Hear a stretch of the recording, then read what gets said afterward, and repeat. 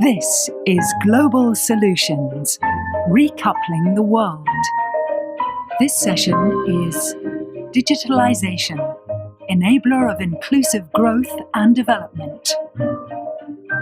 Please welcome Michael Chertoff, Chertoff Group.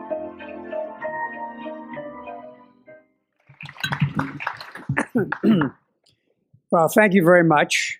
I think my talk is going to be less about digital as an enabler of growth and more as related to the potential threat to digital as an enabler of growth. It's by now a commonplace and well understood that what began originally as an academic effort to develop a resilient communication system without a commercial application became a commercial engine and then ultimately became perhaps the most transformative element of our global economy since the Industrial Revolution. But one of the features of the way in which the internet was developed and eventually spread was that trust and security were not built in by design. They were afterthoughts. And that has been a challenge to the internet and to the usability of it, and frankly, to the trust in it ever since.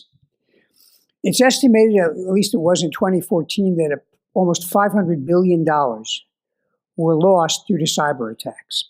And if we just look in the last couple of years, we have seen the growth of these attacks by scale in a way that would not have been envisioned even several years ago. And this reflects some structural and architectural defects in the way we operate the internet. For example, you'll have heard of the Bank of Bangladesh theft, which involved $81 million diverted from a bank account in the Federal Reserve of New York to various payees in Manila. They were actually in the process of stealing $1 billion, but a clerk noticed a spelling error in the instructions and was able to stop it.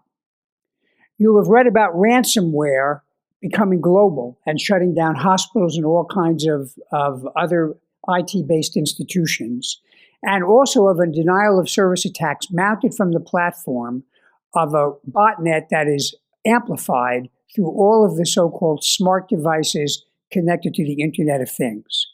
And this reflects failures to build security into these devices or to upgrade the security in the devices that exist. And we've even seen physical impact with respect to cyber attacks or cyber deficiencies. Those who tried to come from Heathrow to this conference will have experienced that British Airways has been more or less incapacitated for 3 days due to the failure of its IT system. Not apparently malicious, but nevertheless indicating a core dependency. The reality is this issue of security and reliability in the internet and resiliency is a fit issue for the G20. Because the way I look at the internet is the way I look at the ocean and the sea as a global commons. Over the last centuries, the world has understood that to properly enjoy the use of the oceans, the maritime domain, in a way that benefits everybody in the world, we have to have rules that respect the common elements of that domain. We don't divide it up according to nation states outside of the territorial limits. We respect certain requirements about how you conduct yourself in the sea lanes, and we act in concert when we encounter pirates because we recognize we have a common interest in preserving the safety of maritime lanes.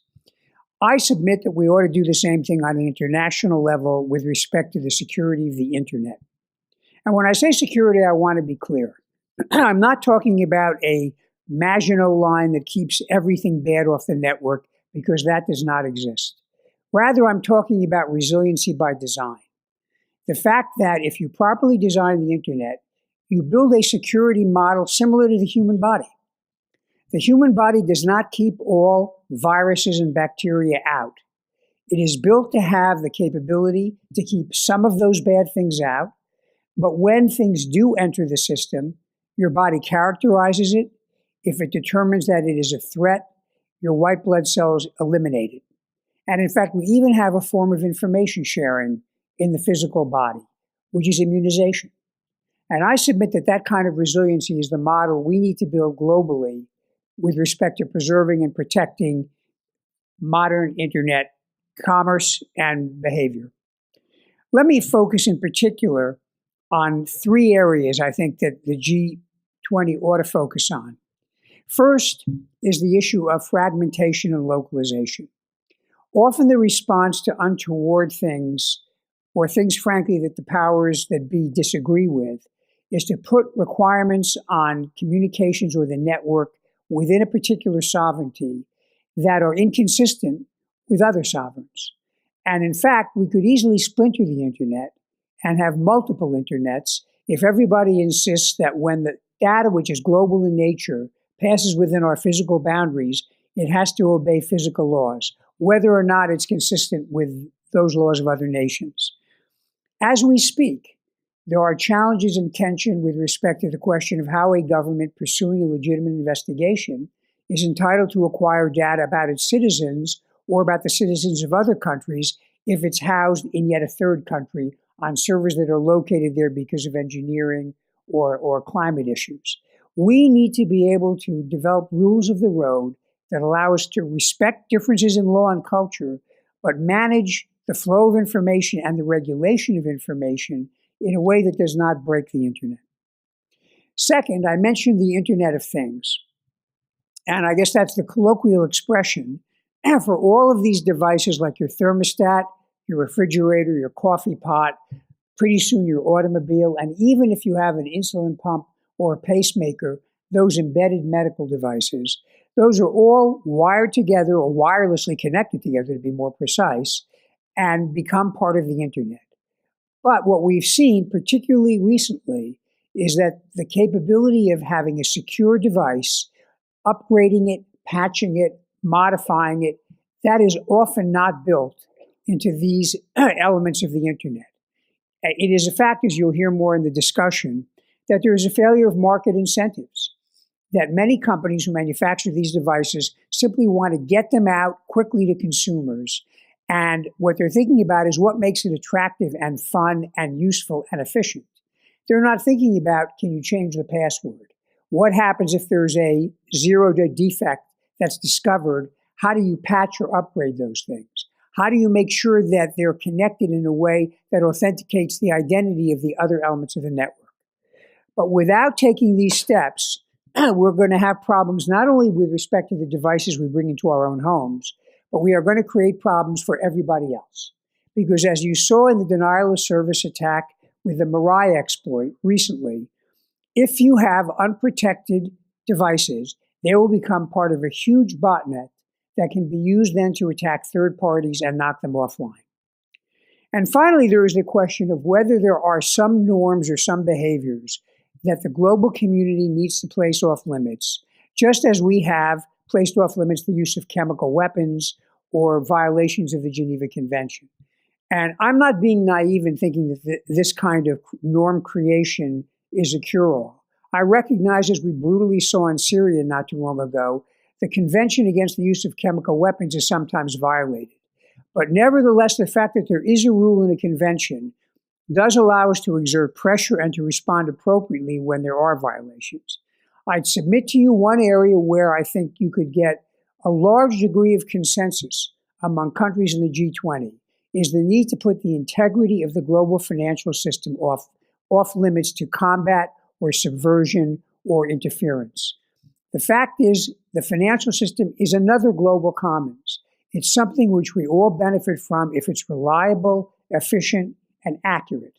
And if that is subverted by a single actor, the consequences of that, as we saw in 2008, can ripple across the global economy and can be very difficult to remedy and contain.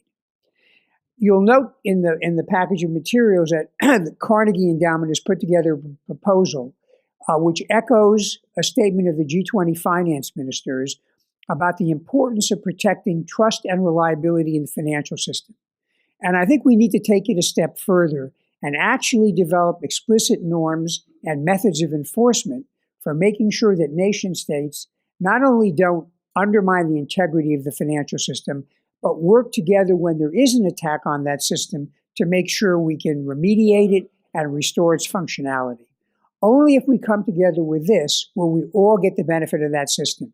And I dare say that this is an area where even countries which often disagree with other countries, for example, the US and Russia, I think would agree on the need to protect the financial system. I recognize that there are some areas like North Korea which may not agree, and that's precisely the reason why I think it is very timely on a global basis to move this norm forward. And eventually it may turn out there'll be other norms that we develop over time.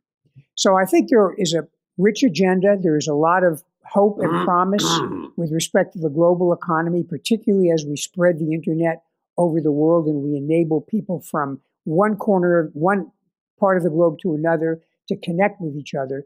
But it only works if we design security and resiliency in from the foundation. Thank you very much.